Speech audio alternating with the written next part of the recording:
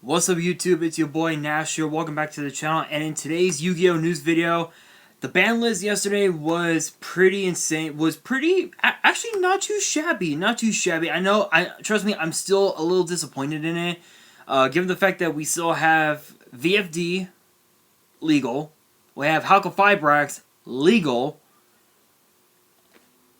and honestly, that's kind of disappointing, but you know what, honestly, Link Cross, Smoke Thief, and also Dragon Buster banned. I'm okay with that. But in today's Yu-Gi-Oh! News video, as promised, I am going to be talking about the new Amazement and Attractions archetype coming out of Lightning Overdrive. And speaking of Lightning Overdrive, we have new traptrix support, new bujin support, which is kind of awkward, kind of an odd one. More reprints confirmed for the tournament pack volume for the 2021 tournament pack volume 1, I believe is what it's called. And then also, I'm going to be talking about the 12 alternate artworks in the Prismatic art collection, which I think I have talked about on the channel before. So, without any further ado, let's get into it. Starting off with Amazement and Attractions, the new archetype for Lightning Overdrive. Damn, no water. So the first one here is Amazement Administrator. It is an Amazement Administrator Arlecchino. It's a level 7 Dark Psychic monster with 2600 attack and 2200 defense. Both of it, the first two effects are once per turn each. If a trap card is activated, you can special summon this card from your hand.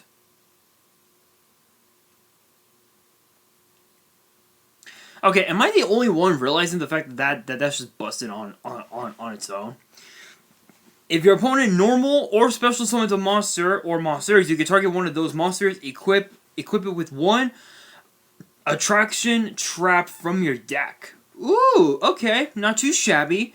Once per turn, you can banish any number of attraction traps from your grave, target that many cards your opponent controls, and destroy them.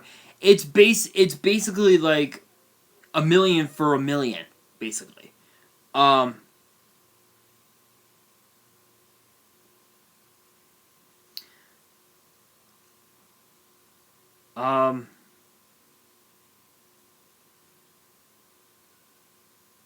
Hang on, guys. Hang on, guys. There's like a note here, a note like underneath the effect text where it says, Note this card is a reference to Harlequin, whose original Italian name is Arlecchino. Okay, that's actually that's kind of cool. But honestly, it's not too bad of a card. You're basically you're banishing your traps to basically clear out as many of your opponent's cards as possible, so you can potentially go for game. You're also equipping one of your opponent's monsters with one of your own trap cards, which could be anything, literally. And not only that, but it's Cyber Dragon. Basically, you can special summon it from your hand. I'm not saying anything more about it. Next up, we have Amazement Ambassador Buffo. It's a level 3 Earth Beast with 1600 attack and 900 defense. You can only use this card's name second effect once per turn. When this card is normal summoned, you can target one attraction trap in your grave and a face-up monster your opponent controls. Equip the target on the field with the target in the grave. So it has an effect similar to Arlecchino. So that's actually not too shabby. The second effect, which is a quick effect, you can target one of your attraction traps equipped to a monster, equip it to an amazement monster you control, or a face-up monster your opponent controls. So I assume. Yeah, so this next monster here, which is called Amazement Attendant Comica, it basically has the same effect.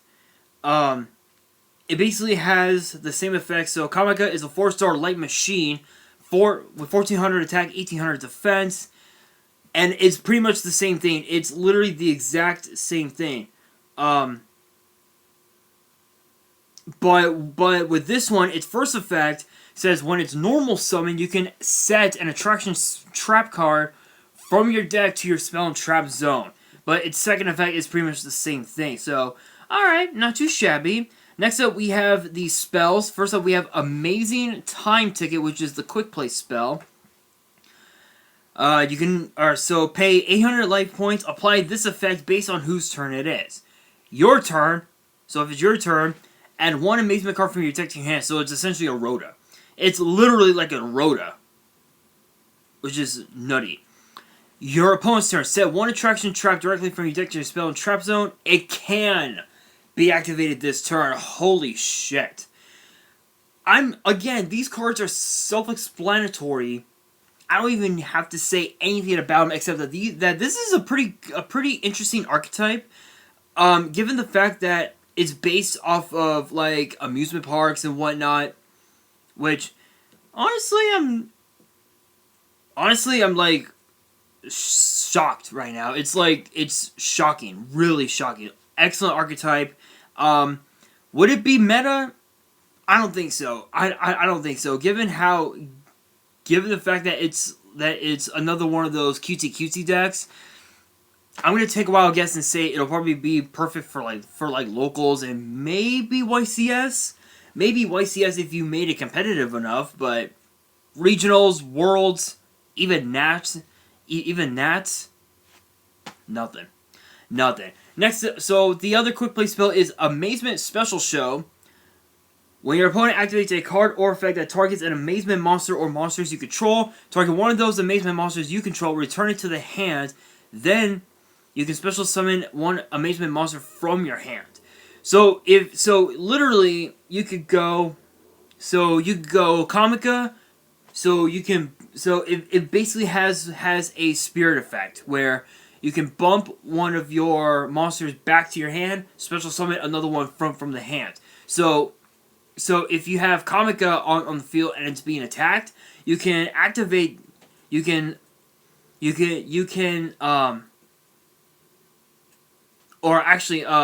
it's being affected, you can activate. You can play this card, bump Comica back to the hand, and then summon Arlecchino from the hand, and then you can just go all out, go full combo.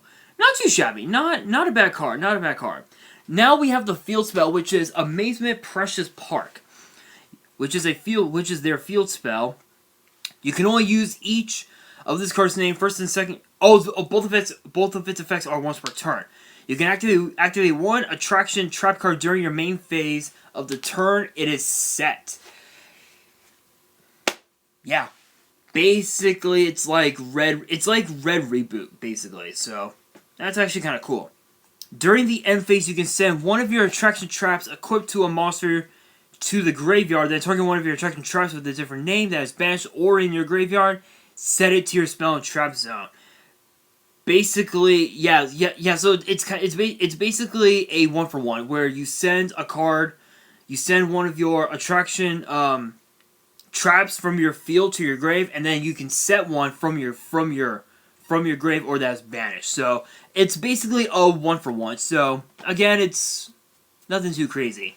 Next up, we have Amazement Family Face, which is a normal trap, and this is actually the equip. These are some of the equips. So you can so its first effect says target one monster your opponent controls, equipped with your attraction traps. Equip this card to that target. The second effect, take control of the equipped monster. And then its third effect says, while you control the equipped monster, it gains 500 attack.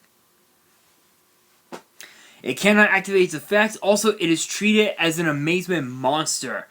Oh, I get it now. So it's one of those decks that, so basically, it's kind of like DNA surgery, so to speak. So that's actually pretty cool. Now for the other one, which is a Maze Attraction Cyclone Coaster. Target one amazement monster you control, or a face-up monster your opponent controls, equip this card to that target. You can activate this effect based on the equipped monster controller. You target a spell or trap your opponent controls, send it and discard to the grave. Your opponents add an amazement monster from your deck to your hand, and if you do, send this card to the grave. Another form of Rhoda. So, pretty cool, pretty cool. A maze attraction Wonder Wheel. The second effect is a once per turn. So its first effect is the same thing. You can equip this card onto a face-up monster your opponent controls, and then then the second effect says you can activate this effect based on the equipped monster's control. So you, during the main phase, you can return a card from your hand to the bottom of the deck and then draw a card. Your opponent swap the equipped monster's attack and defense until the end of the turn. So with that effect, it's basically a sword and shield. Or sorry, not shield and sword. Sorry, what am I saying? Sword and shield. I am thinking about Pokemon. It's basically that. So, a maze attraction Majestic Manage.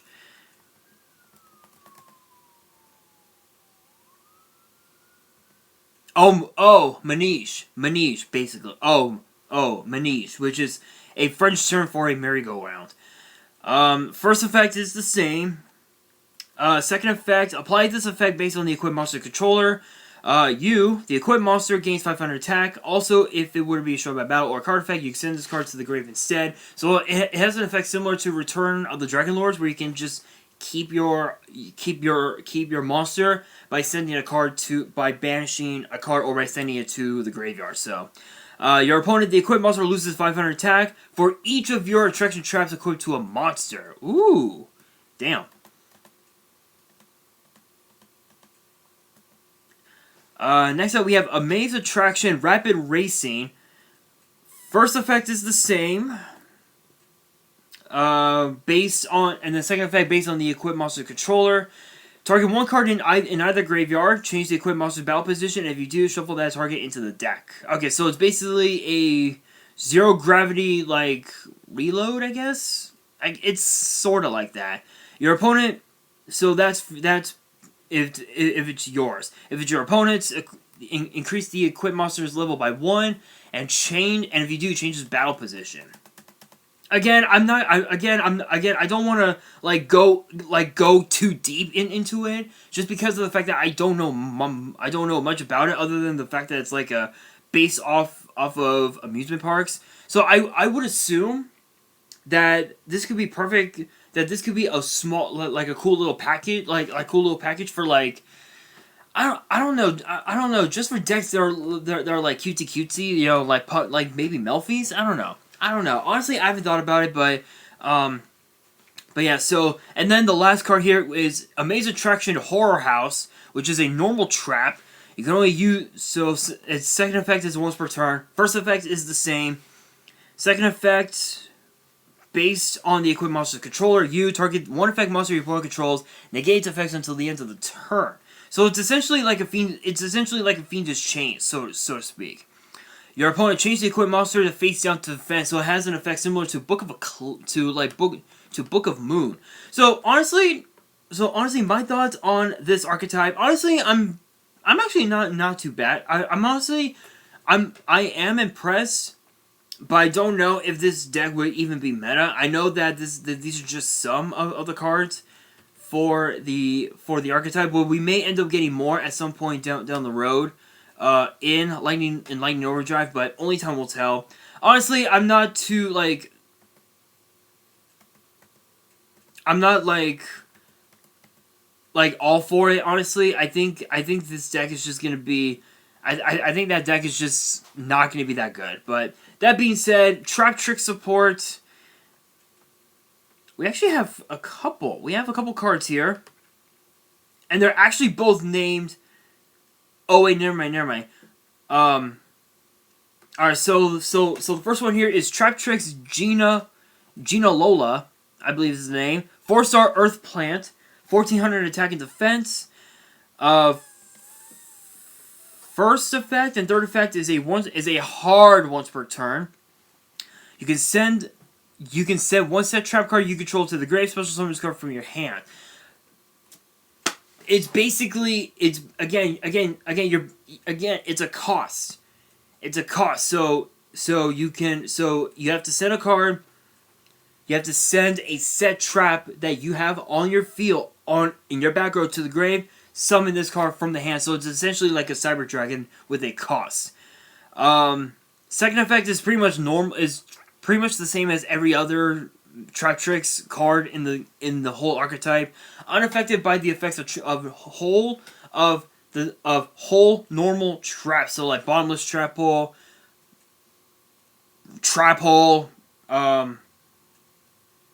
again, pretty much with anything with hole in its name, and that's a normal trap. Third effect says if you control no cards in your spell and trap zone, you can banish this card from your grave, then target a whole normal trap in your grave and set it to your field. So it's essentially you're ensuring that you basically wipe your opponent's board. And now for the Link monster here, we have Traptrix Utricolaria.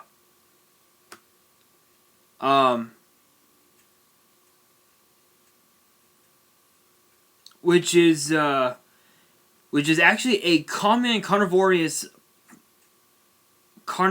plant. So it's a Link 2 Earth plant, 1800 attack, and the links are right and bottom. 2 insect and or plants is what it requires. Second and third effects are once per turn. This Link Summon card is unaffected by trap effects. When your activated whole normal trap resolves, you can set it face down instead of sending it to the graveyard. So it's essentially so you can basically just use it over and over and over again, kind of like what's that one card's name? Oh my god, I can't think of it. Scrapbound Scarecrow. That's what it is. It's basically Scrapbound Scarecrow, which not too shabby. During your end phase, you can target a Traptrix monster in your grave, special summon it in defense. So it's essentially a Monster Reborn. Again, honestly, I was not a big fan of Traptrix, but I think Traptrix aren't really gonna do. They haven't really done well in today's meta, so I don't really think it's gonna really matter. But we do have bujin support going back all the way back to 2014. We have bujin Mahitotsu, which is a Beast Warrior, light, 4-star, 0 attack, 1800 defense. Both of its effects are once per turn each. You can send one other bujin card from your hand to the grave, special summon this card from your hand. So, again, it's a cost. It's a cost to summon this card from the hand. During your main phase, you can activate one of these effects. Send a bujin monster from your hand to the grave, add a bujin monster with a different name from your grave to your hand. So it's like a monster reincarnation. And then its other effect says, and then this other effect, banish a bujin monster from your grave, send a bujin monster with a different name from your deck to the grave. So, Foolish Burial. Basically, Foolish Burial. Bujin Torifun, 4-star light Beast Warrior, 1500 attack, 500 defense. Both of its effects are a once per turn. You can contribute this card, special summon 2 bujins with different types from your deck in defense, except this card. It's a double summon from the deck. Excuse me. When you exceed summon a bujin monster while this card is in your graveyard, you can equip this card from your grave to that monster. Banish any monster destroyed by battle with the equipped monster. Again, I don't know much about bujins. If you guys know anything about bujins, let me know in the comments below what the origin is. I have no clue. Again, I stopped playing Yu-Gi-Oh back in right around 2014. I've heard a lot about bujins, but not a whole lot. But I've heard about bujins, but not a whole lot. So if you guys know anything about the origin of the bujins, let me know in the comments below. Next up, we have Bujintersection, which is a continuous spell. Beast Warrior bujin monsters you control cannot be destroyed by your opponent's card effects except during the battle phase.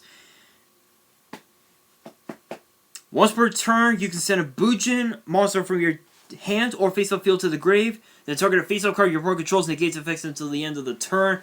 Again, another form of Fiendish Chain. And then during your end phase, you can send this face-up card from your spell and trap zone to the grave. Then target a bujin monster in your grave, special summon it, monster reborn.